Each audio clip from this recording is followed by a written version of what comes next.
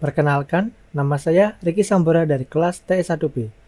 Kali ini saya akan berbicara tentang penguat atau amplifier jenis simetri komplementer atau sering disebut dengan penguat kelas B. Dan juga untuk improvisasinya yaitu penguat kelas AB. Nah, jadi ini untuk percobaan yang lalu yaitu penguat konfigurasi common emitter dan common collector, dan juga ada common base. Itu merupakan jenis konfigurasi kelas A, yaitu yang memiliki tingkat efisiensi 25% hingga 50% secara teori, tapi pada lapangannya hanya sekitar 19% atau mendekati 20%. Dan juga memiliki gelombang sinus penuh untuk kelas A. Untuk kelas B sendiri penguatannya hanya 180 derajat atau setengah gelombang dan memiliki tingkat efisiensi sebesar 78,5% secara teori.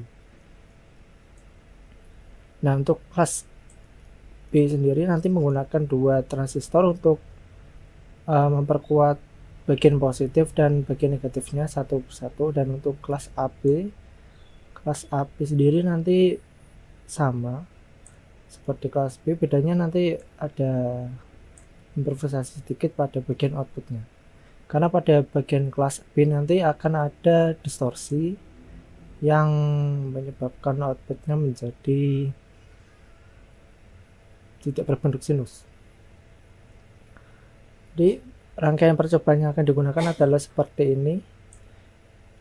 Di sini ada sumber AC atau gelombang sinusoidal, kemudian ada dua kapasitor filter, dan ini ada arus DC 1 di atas tapi tidak terhubung langsung ke bagian kaki base ya. Jadi transistor yang digunakan di sini yang atas adalah tipe BJT bipolar yang jenis NPN, yang panahnya keluar NPN. Kemudian yang bawah ini jenis sama BJT tapi yang PNP. Jadi transistor yang digunakan adalah 2N394 dan 2N3906. Kurang lebih sama, cuma beda NPN PNP saja. Penguatannya sebesar 100 sampai 300 HFE ya, beta. Nah, untuk kelas AB sendiri yang akan digunakan adalah seperti ini dengan penambahan dua dioda. Dua dioda ini nanti untuk apa? Nanti lihat. Nah, percobaannya seperti ini.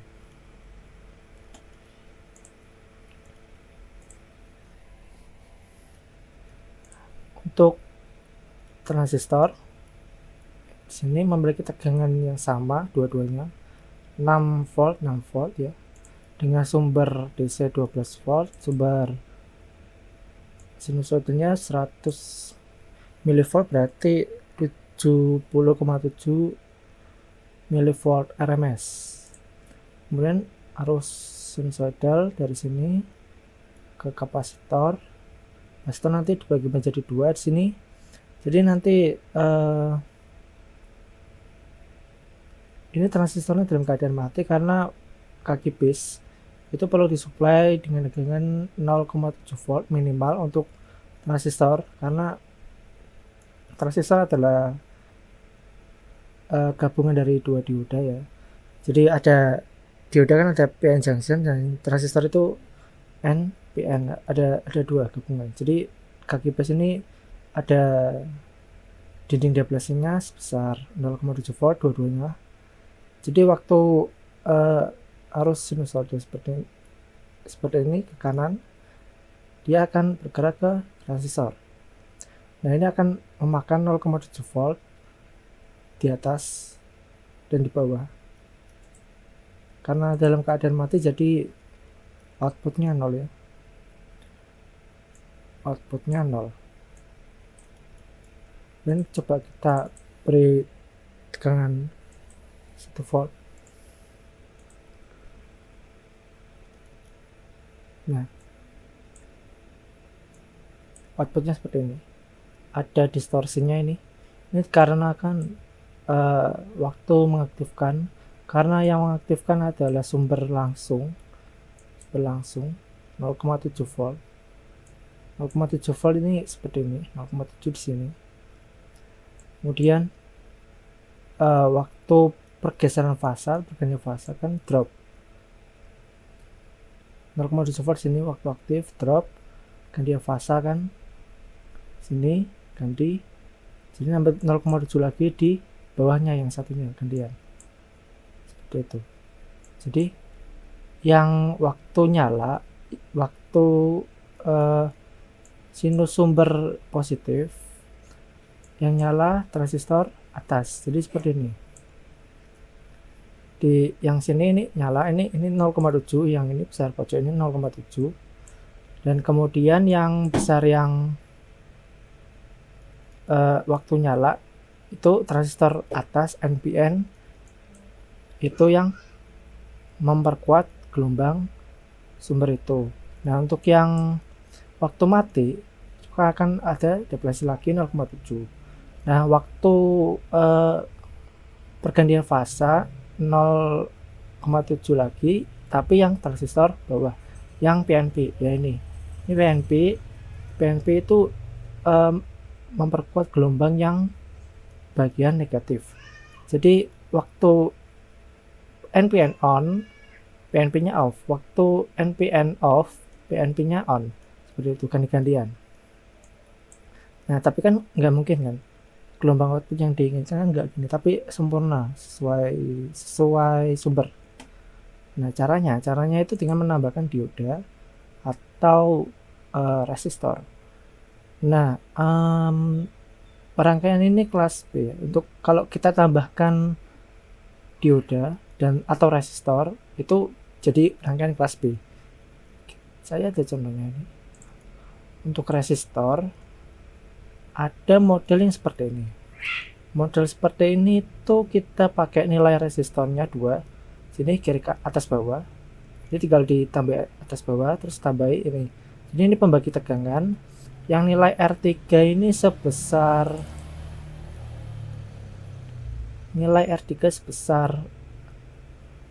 kita pakai pembagi tegangan ya, seperti ini contohnya. Rumusnya ini.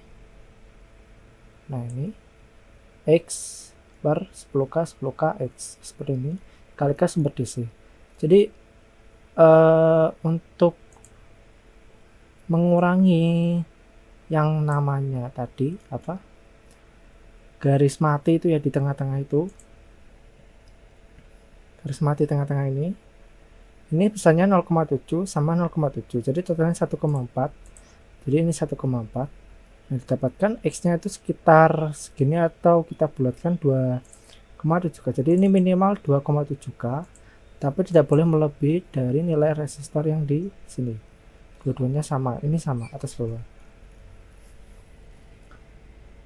Jadi 2700.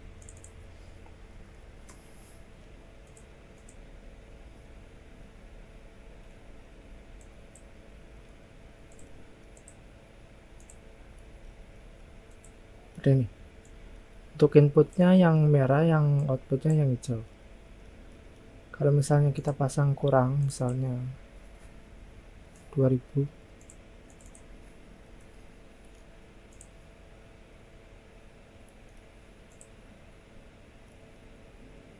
akan ada depresi tapi tidak terlihat ya sebenarnya.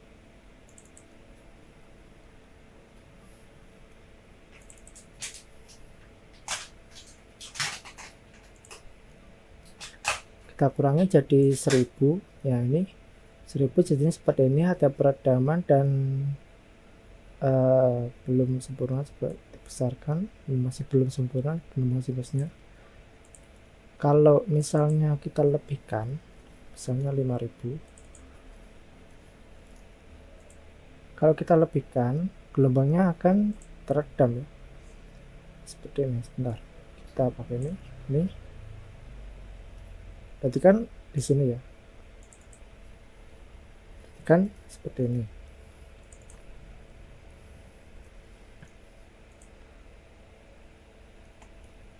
Nah, kan ini seperti ini. Kalau kita kasih yang lebih tinggi misalnya 8K, itu nanti akan teredam.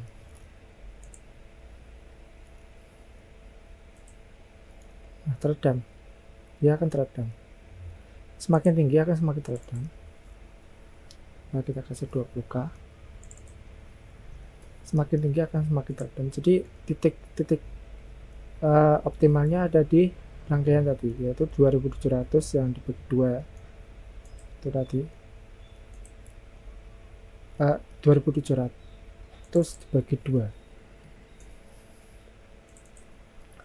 mulai dari titik ini 2700 dibagi 2 sampai 2700 dua-duanya. Ini titik optimal, mulai dari sini sampai 2700 dua-duanya. Seperti itu. Atau ada model resistor tapi yang seperti ini. Ini kalau kita pakai 2700, outputnya tidak sempurna. Harusnya berapa? Harusnya samakan dengan yang atas ini, atas bawah kan sama 10K 10K, berarti bawah yang tengah berarti sama yang atas bawah 10K gitu. Nah, jadi sempurna. Kalau misalnya kita cuma kasih 5K hasilnya sama, agak teredam, mendekati pokoknya titik optimal itu 10K minimal. Makin mendekati makin tinggi makin bagus.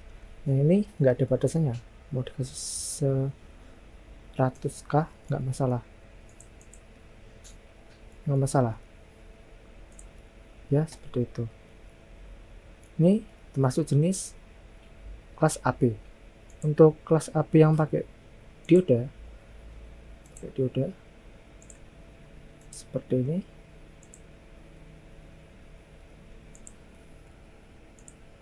kita ganti ke dioda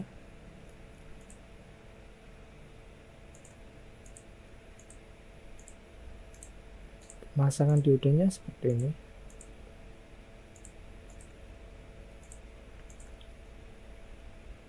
Nah, jadi besarnya dioda kan sama, harusnya yang sama dengan ini, bahannya sama, rank pengaktifannya. Jadi kan ini 0,7, kita anggap ini ideal 0,7, jadi ini juga ideal 0,7 ya, agak tipis-tipis beda dikit ya.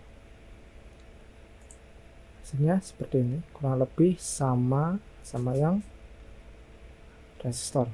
Bedanya ini otomatis ya, asal bahannya sama nggak masalah, seperti itu.